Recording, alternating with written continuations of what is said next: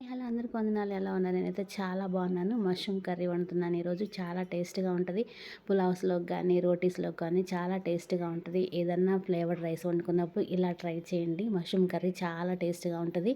ఓకేనా? ఈ మష్రూమ్స్ పెరిగే చోట కొంచెం అశుభ్రంగా ఉంటదంట.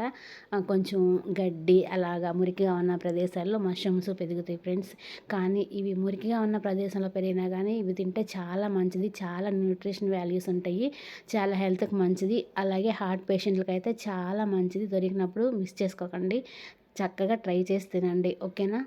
మష్రూమ్స్ మురికిగా ఉన్న ఎంత న్యూట్రిషన్ వాల్యూస్ కలిగి ఉంటాయో, దేవుడు కూడా మన జీవితంలో ఎలాంటి పాప స్థితిలో మనం ఉన్నా, మన జీవితంలో ఎన్ని పాపాలున్నా, మనం ఎలాంటి మురికి, ఎలాంటి దీన పరిస్థితిలో ఉన్నా మనల్ని ఎప్పుడు త్రోసివేసే దేవుడు కాదు. ఎలాంటి పరిస్థితిలో ఉన్నా మనల్ని హత్తుకొని ఆదరించే దేవుడు మన దేవుడు.